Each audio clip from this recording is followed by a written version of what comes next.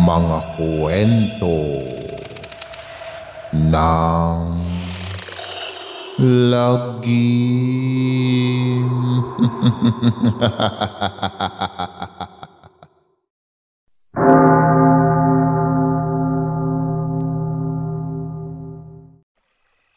Napahugot ng malalim na pahinga si Tisay sa narinig.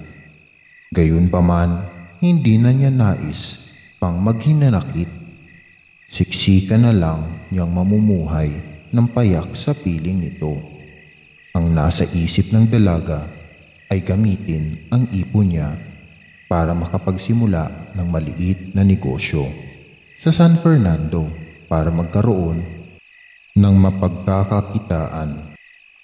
Sa paglipas ng mga araw ay lalo pang nahuhulog ang loob ni Rafael sa dalagang tila may pusong bato.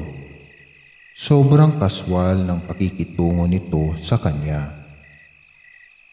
Siguro ay kapatid lang ang turing nito sa kanya o kaibigan. Pero hindi siya nawalan ng pag-asa. Sasamantalahin niya ang mga pagkakataong na nakakasama niya ito at gagawin niya ang lahat para mabago ang tingin nito sa kanya. Kulang na lang ay huwag niya itong pakilusin sa bahay. Siya mismo ang nagsisilbi rito na parang ito ay prinsesa niya at siya ay isang alipin. Hinayaan lang siya ni Tisay kasabay ng pagsisilbi naman nito sa amang si Silverio. Isang hapon ay naisipan ni Tisay na matulog sa duyan. Malamig kasi ang dampi ng hangin doon. Tila inaakit talaga siyang umidlip. Nang magising siya ay nagulat siya dahil napapalibutan siya ng iba't ibang mga bulaklak. Daig pa niya ang prinsesang nahihimlay sa hardin ng mga rosas. Tapos nakita niya si Rafael na nakatitig lang sa kanya, na sadyang hinintay lang siyang magising at makita ang magiging reaksyon niya. Tinanong niya ang binata kung bakit nito ginawa iyon. Tumayo si Rafael mula sa pagkakaupo nito sa malaking batong naroon. Hindi na raw kasi niya maikubli ang nararamdaman niya para sa dalaga. Ito raw ang paraan niya para maiparamdam dito ang ibinubulong ng puso. Hindi na nagulat si Tisay dahil naramdaman na niya ito sa bawat araw na magkasama sila sa iisang bubong. Ngunit humingi siya ng panahon sa binata upang mapag-isipan niya kung ano ang dapat itugon nito. Nangako naman si Rafael na handa siyang maghintay. Kinuha na rin ni Rafael ang pagkakataon para sabihin sa dalaga na nakakuha na siya ng trabaho sa pabrika. Unti-unti na niyang aayusin ang buhay niya. Isang tipid ng ngiti ang sumilay sa labi ng dalaga. Nung gabing iyon ay pinag-iisipang mabuti ni Tisay ang damdamin kay Rafael. Bagamat nais niyang ituon ang atensyon sa pinag-iisipang negosyo at sa pag-aalaga sa ama, ay hindi niya maiwasan na hindi maisingit sa isipan si Rafael. Hindi niya maunawaan kung bakit tila masaya siyang nakikita ito at komportable siyang nasa paligid lang niya ito. Naputol ang pagmumuni-muni ni Tisay habang nakahiga sa papag nang maramdaman ang presensya ng mga aswang. Bumangon siya at kinuha ang punyal sa bag. Paglabas niya ng silid ay nakita niyang hinaharangan ni Rafael ng mga upuan ang pintuan. Napalingon naman si Rafael sa kanya. Bumaba ang tingin nito sa hawak niyang punyal. Anang binata, huwag na raw makipaglaban ang dalaga. Marami ang aswang sa labas. wala pa sa 1/4 ng nakalaban niya nung una. Baka raw hindi niya ito kayanin. Mapapahamak lang siya. Sinabi naman ni Tisay na hindi siya natatakot sa kanila kahit isang katerba pa sila. Sinanay siya ng ina sa pakikipaglaban. Ginawa ito ng ina upang hindi na maulit ang nangyaring pananamantala noon dito na wala itong nagawa kundi ang umiyak. Pinatabi ng dalaga ang mga nag-aalalang binata. Lakas loob na bumungad si Tisay sa pintuan at hinarap ang pinuno ng mga aswang. Inamoy-amoy siya nito. Anang pinuno?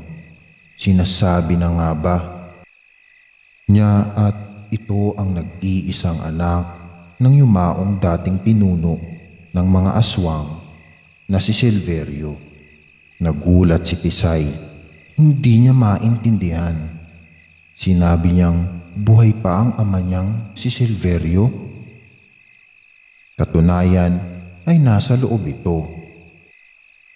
Nagtinginan ang mga aswang. Lumapit ang pinuno. Sinabi niyang pareho lang silang nalinlang ni Rafael. Si Rafael na nagtaksil sa mga kaibigang aswang dahil ang babae na pumatay sa mga ito ngayon ay kinukup-kupan nito, ngunit nagsinungaling din daw ito sa kanya. Dahil ang tunay na ama raw niya ay matagal nang patay, pinatay ng mga tao na nagngangalang Fedelo. Dahil ito ay karibal sa pag-ibig ng isang dalaga noon na nagngangalang namang Teresa. Nabigla si Tisay sa natuklasan. Nilingon niya si Rafael. Hinintay ang pagpapaliwanag nito kung bakit ito nagsinungaling sa kanya. Napayuko ang binata. Napilitan siyang aminin sa dalaga na ang ipinakilala niyang si Silverio kay Tisay ay tatay niyang na-stroke. Ginawa niya ito upang makasama ang dalaga at mapalapit dito. Sinabi ng pinuno na wala silang oras na makipagdramahan sa dalawa. Ang gusto nila ngayon ay maipaghiganti ang mga aswang na pinatay ng babae. Humigpit ang hawak ni Tisay sa punyal. Si Rafael naman ay humawak din ng itak. Handa siyang makipaglaban ngayon para sa dalaga kahit pagtapos nito ay hindi niya alam kung saan siya pupulutin. Sa pag-atake ng mga aswang, para itong mga damong tinatabas lang ni Tisay. Sa bawat pag-angat niya ng punyal ay may isang aswang na bumabagsak. Sa mga ito, niya ay binuhos ang galit kay Rafael sa ginawa nitong muling pagsisinungaling sa kanya. Una ay nung ihatid siya nito sa grupo ng mga aswang. Pangalawa ay ang tungkol sa ama niya, kaya wala siyang lukso ng dugong naramdaman sa matandang lalaking nakaratay sa banig. Ang gigil ni Tisay ay ibinunton niya sa bawat aswang na mahahawakan niya na tila ba si Rafael iyon. Lahat ng aswang ay si Rafael ang naging tingin niya, kaya naman hindi niya namalayan na naubos na pala niya ang mga ito. Gulat na gulat ang pinuno sa ipinamalas niyang husay sa pakikipaglaban. Nagawa niyang lipunin ang lahat ng galamay nito. Takot na napaatras ang pinuno. Kasabay ng pagsigaw nito na walang duda.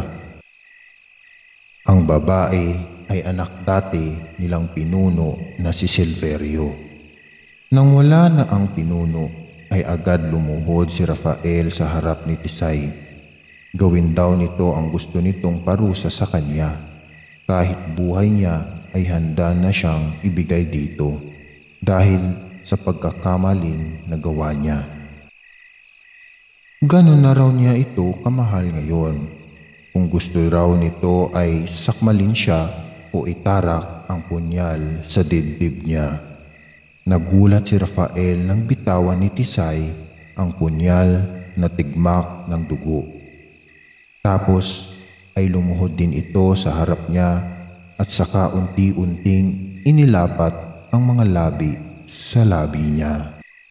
Nabigla man ay hindi pinamalas ni Rafael ang pagkakataong iyon. Ginantihan niya ang masuyong halik ng dalaga. Sabay silang tumayo nang nanatiling magkalapat ang kanilang mga labi, habang ang mga kamay ni Tisay ay nakakawit sa liig niya at ang mga kamay naman niya ay nakayakap sa bewang nito. Kinabukasan ay magkasama nilang pinuntahan ang puntod ng tunay na si Silverio. Aswang man ito ay ipinagdasal pa rin ito ni Tisay. Sinabi niya na ang tatay ni Rafael na si Mang Rogelio ay ituturing pa rin niyang ama dahil ito ay nagparamdam ng kabutihan sa kanya. Hindi man ito nakapagsasalita at isa pa, ama ito ng binata na ngayon ay iniibig niya.